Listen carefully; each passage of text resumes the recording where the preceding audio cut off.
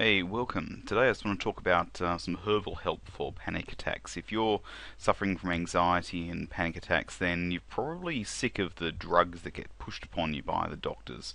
There's a heap of different drugs that they give you, some that have some pretty severe side effects as well that you just don't want to have to deal with while you're dealing with the other shit in your life. So I just really want to talk about some of the herbal remedies and extracts and so forth that you can use to actually help you calm down, help you overcome your anxiety and panic attacks. They're not a cure for panic attacks, but they're a great way to supplement it while you work out the sort of cognitive exercises that you need to overcome this for the long term. And they're usually a hell of a lot less bad for your body. There's a lot less side effects with herbal remedies than there are with some pharmaceutical drugs.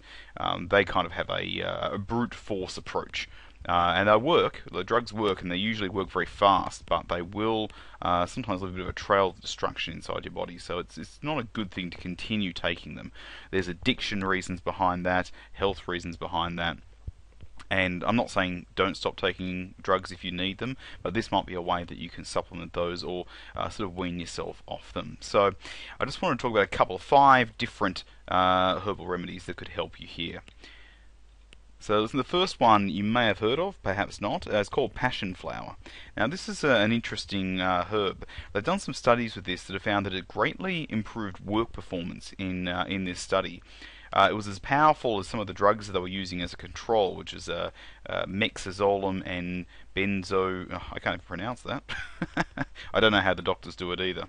But there's a couple of drugs that improved work performance, improved insomnia. Got rid of insomnia as well, but they found that this herbal remedy with passion flower was just as effective as the drugs, but it came with much less side effects. There were some mild side effects.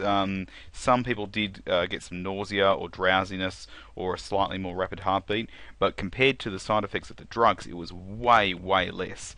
So especially if you're having trouble sleeping or finding yourself very distracted at work, this could be one to look into. There's another one here called valerian. Now this is an interesting little herb as well. It's nowhere near as powerful as passion flower or drugs or anything. It's designed to be taken over a long period of time. You might not find any effects of this for a couple of weeks, in fact. But once you do, it has a similar effect to Valium in terms that it calms you down and so forth. It's probably better for mild cases of anxiety and panic attacks. If you're really bad, this might take too long. It may not be powerful enough. But if you do find yourself being anxious and so forth, then try taking this for a few weeks, and it might be able to help. There's another one here called kava. Now this is originally found in Polynesia, but you can purchase it at lots of places all around the world or online if you can't find it locally.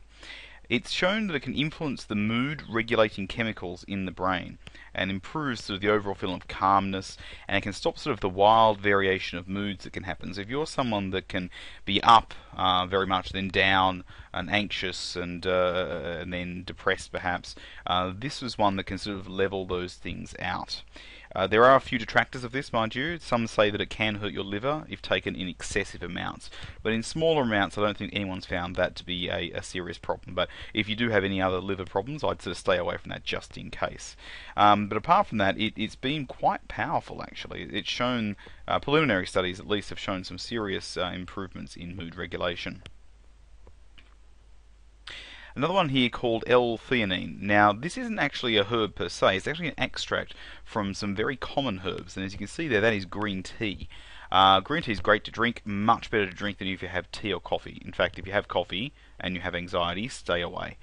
Much better off using green tea instead.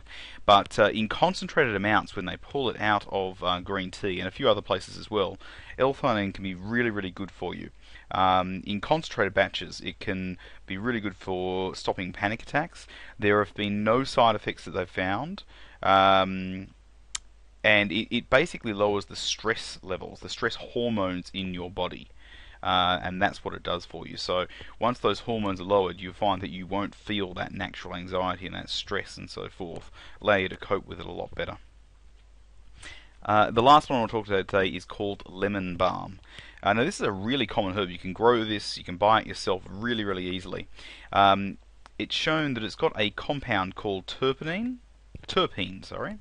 It's a naturally occurring compound. We all have this compound in our bodies, all animals do.